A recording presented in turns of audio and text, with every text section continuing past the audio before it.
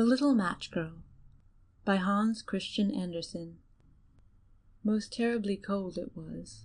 It snowed, and was nearly quite dark, and evening, the last evening of the year.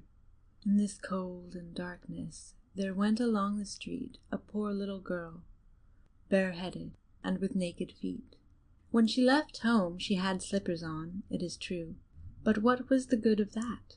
They were very large slippers, which her mother had hitherto worn, so large were they, and the poor little thing lost them as she scuffled away across the street because of two carriages that rolled by dreadfully fast. One slipper was nowhere to be found. The other had been laid hold of by an urchin, and off he ran with it. He thought it would do capitally for a cradle when he some day or other should have children himself. So the little maiden walked on with her tiny, naked feet, that were quite red and blue from cold. She carried a quantity of matches in an old apron, and she held a bundle of them in her hand. No one had bought anything of her the whole livelong day. No one had given her a single farthing. She crept along, trembling with cold and hunger. A very picture of sorrow, the poor little thing. The flakes of snow covered her long, fair hair, which fell in beautiful curls around her neck. But of that, of course, she never once now thought. From all the windows the candles were gleaming, and it smelt so deliciously of roast goose, for you know it was New Year's Eve. Yes, of that she thought. In a corner, formed by two houses, of which one advanced more than the other, she seated herself down and cowered together. Her little feet she had drawn up close to her, but she grew colder and colder, and to go home she did not venture, for she had not sold any matches, and could not bring a farthing of money.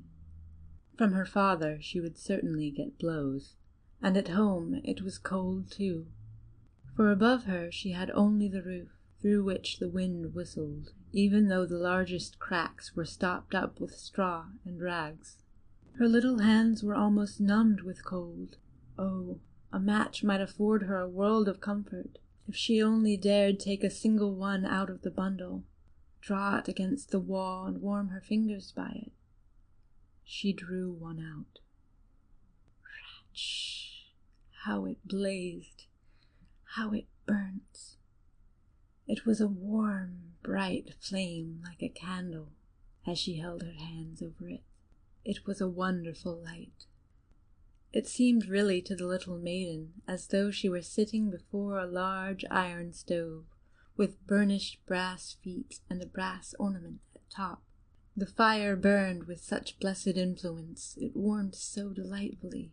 The little girl had already stretched out her feet to warm them too, but the small flame went out. The stove vanished. She had only the remains of the burnt-out match in her hand. She rubbed another against the wall. It burned brightly, and where the light fell on the wall, there the wall became transparent, like a veil, so that she could see into the room. On the table was spread a snow-white tablecloth. Upon it was a splendid porcelain service, and the roast goose was steaming famously with its stuffing of apple and dried plums. And what was still more capital to behold was, the goose hopped down from the dish, reeled about on the floor with knife and fork in its breast, till it came up to the poor little girl when the match went out, and nothing but the thick, cold, damp wall was left behind. She lighted another match. Now there she was, sitting under the most magnificent Christmas tree. It was still larger and more decorated than the one which she had seen through the glass door in the rich merchant's house. Thousands of lights were burning on the green branches, and the gaily colored pictures which she had seen in the shop windows looked down upon her. The little maiden stretched out her hands toward them when the match went out. The lights of the Christmas tree rose higher and higher. She saw them now as stars in heaven. One fell down and formed a long trail of fire.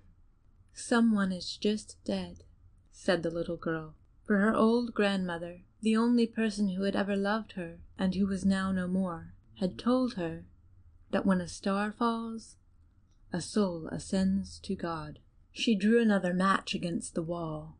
It was again light, and in the lustre there stood the old grandmother, so bright and radiant, so mild, and with such an expression of love.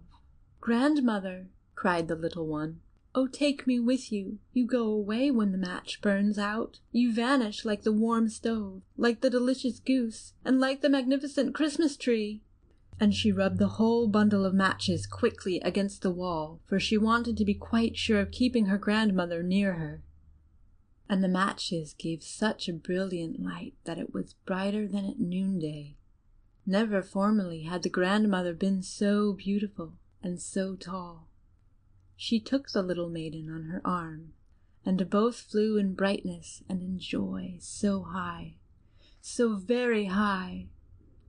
And then above was neither cold, nor hunger, nor anxiety. They were with God. But in the corner, at the cold hour of dawn, sat the poor girl with rosy cheeks and with a smiling mouth, leaning against the wall, frozen to death on the last evening of the old year. Stiff and stark sat the child there with her matches, of which one bundle had been burnt. She wanted to warm herself, people said. No one had the slightest suspicion of what beautiful things she had seen. No one even dreamed of the splendor in which, with her grandmother, she had entered on the joys of a new year. End of The Little Matchgirl by Hans Christian Andersen.